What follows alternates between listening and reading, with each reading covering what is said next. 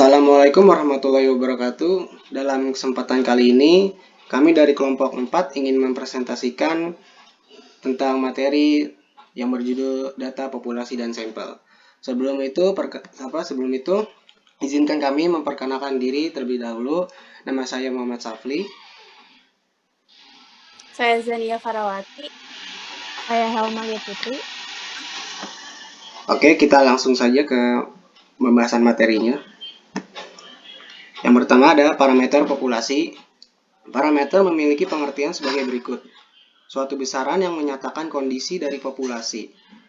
Yang kedua ada karakteristik populasi. Yang ketiga ada misal rata-rata atau mean populasi, variansi, dan simpangan baku. Yang empat ada ukuran populasi seperti rata-rata populasi, standar deviasi populasi. Yang kelima ada ukuran deskriptif dari suatu populasi. Pengertian populasi. Populasi adalah serumpun atau sekelompok objek yang menjadi sasaran atau objek penelitian. Populasi dapat berupa manusia, hewan, tumbuhan, udara, gejala, nilai, peristiwa, sikap hidup, dan lain sebagainya, sehingga dapat menjadi sumber data penelitian. Populasi berdasarkan turunan populasi terbatas dengan ruang lingkup yang lebih dipersempit.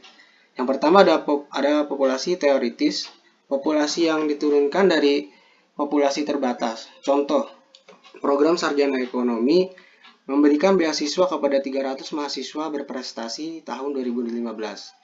Untuk mengetahui siapa saja yang layak mendapat beasiswa, maka dapat melihat kriteria pemberian mahasiswa pada tahun 2014. Populasi tersedia. Populasi turunan dari populasi teoritis yang akan diteliti dengan mempertimbangkan jumlah waktu dan tenaga yang tersedia dengan memperhatikan karakteristik yang ditentukan.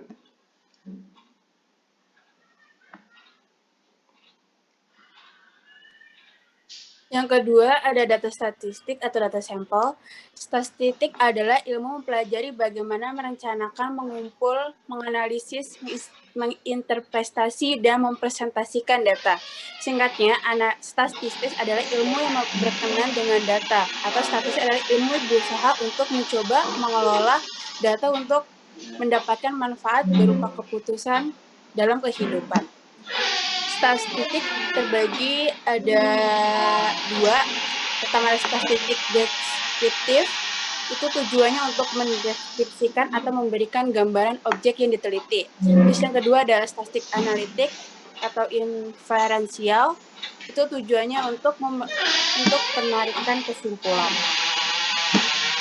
Lalu ada data merupakan elemen utama dalam statistik. Data dapat dikelompokkan menjadi beberapa kategori tergantung dari jenis datanya. Ada data kualitatif, itu data kategori yang tidak memiliki tingkatan atau setara satu sama lain. Misalnya jenis kelamin, warna rambut, wilayah, atau golongan. Terus ada data kuantitatif, data interval, yaitu data numerik yang menunjukkan suatu nilai berjenjang dan bukan menyatakan jumlah tetapi suatu nilai metrik. Di sini contohnya itu nilai uang, di mana rupiah berarti tidak ada nilai uang. Ya, selanjutnya ada data kuantitatif.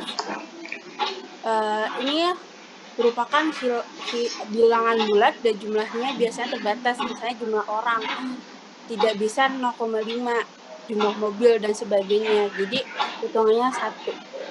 Continue, nilai continue ini berarti nilainya berupa bilangan, pecahan, dan jumlahnya tidak terbatas, misalnya jumlah uang, tinggi badan, jarak, dan sebagainya. Data statistik, keterangan atau ilustrasi mengenai suatu hal yang bisa berbentuk kategori, misalnya rusak, baik, buruk, cerah, berhasil, atau bilang. Terus setelah data ada sampel. Sampel merupakan sebagian objek dari populasi yang diambil untuk menjadi sumber data penelitian. Lalu ada populasi.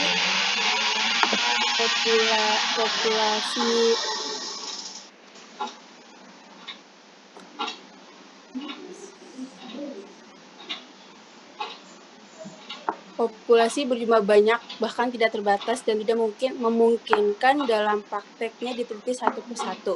Maka dari itu hanya sebagian objek yang diambil sampelnya. Syarat-syarat sampel yang baik itu akurasi atau ketepatan. Artinya makin sedikit tingkat keliruan dalam sampel, maka semakin akurat atau tepat sampel tersebut. Terus ada teknik pengambilan sampel, yaitu ada teknik sampling. Teknik pengambilan sampel menyatakan bahwa dimaksud dengan teknik sampel adalah cara untuk menentukan sampel yang jumlahnya sesuai dengan ukuran sampelnya. Terus ada probability sample. Menurut Sugiono itu menyatakan bahwa probability sample adalah teknik sampling yang memberikan peluang yang sama bagi setiap unsur atau anggota populasi untuk dipilih menjadi anggota sampel. Dan probability sample menurut Sugiono adalah teknik yang tidak memberikan peluang atau kesempatan yang sama bagi setiap unsur dan anggota populasi untuk dipilih menjadi sampel. Yang ketiga ada statistik parametrik dan non-parametrik. Statistik parametrik dalam penggunaan pengujian statistik parametrik perlu dipenuhi beberapa unsur-unsur dari model pengujian dengan statistik parametrik.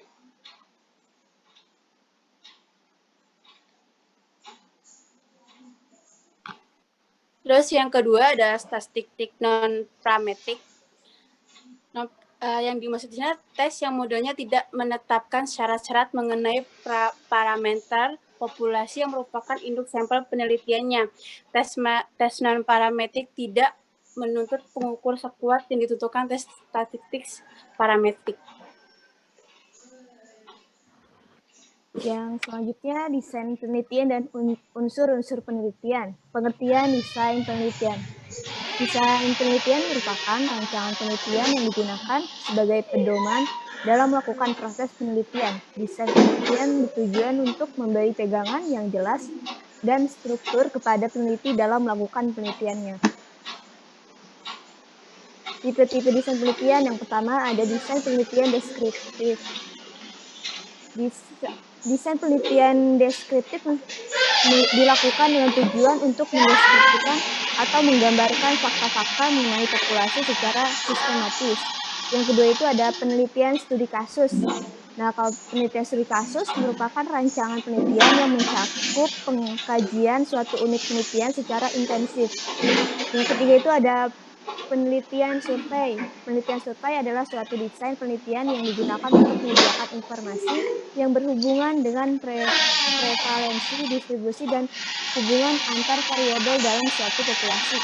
Yang keempat itu ada korelasi, yang bertujuan untuk mendeteksi sejauh mana variasi-variasi dalam suatu faktor berkaitan dengan variasi-variasi pada satu atau lebih. Yang kelima ada kausal komparatif. Ini difokuskan untuk membandingkan variabel bebas dari beberapa kelompok subjek yang mendapat pengaruh yang berbeda dari variabel bebas. Yang terakhir ada tindakan, penelitian tindakan. Penelitian tindakan ini atau action research merupakan penelitian yang bertujuan mengembangkan keterampilan baru atau cara pendekatan baru dan untuk memecahkan masalah dengan menerapkan langsung di dunia kerja atau di dunia aktual yang lain. Unsur-unsur penelitian yang pertama itu konsep. Termasuk unsur penelitian yang penting, konsep merupakan definisi yang dipakai oleh para peneliti untuk menggambarkan secara abstrak suatu fenomena, baik fenomena alami maupun fenomena sosial. Konsep merupakan ide abstrak. Yang kedua itu ada proposisi.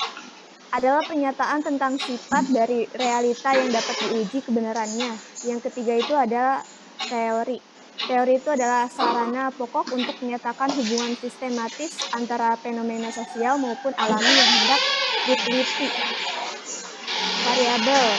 adalah konsep yang mempunyai variasi nilai. Jadi konsep badan bukan variabel karena badan tidak mengandung pengertian adanya nilai bervariasi. Yang selanjutnya ada hipotesis. Tujuan penelitian adalah menelaah hubungan sistematis antara variabel-variabel. Hubungan ini biasanya disajikan dalam bentuk hipotesis. Jadi hipotesis adalah kesimpulan sementara atau proposisi tentatif tentang hubungan antara dua variabel atau lebih. Yang terakhir ada definisi operasional.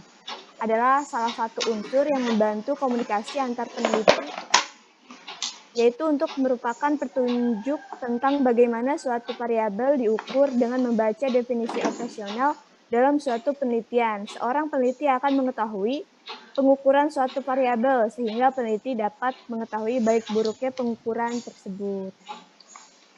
Ya, mungkin itu saja materi presentasi mengenai data populasi dan sampel dari kelompok 4. Kurang lebihnya mohon maaf apabila ada salah kata. Terima kasih. Wassalamualaikum warahmatullahi wabarakatuh.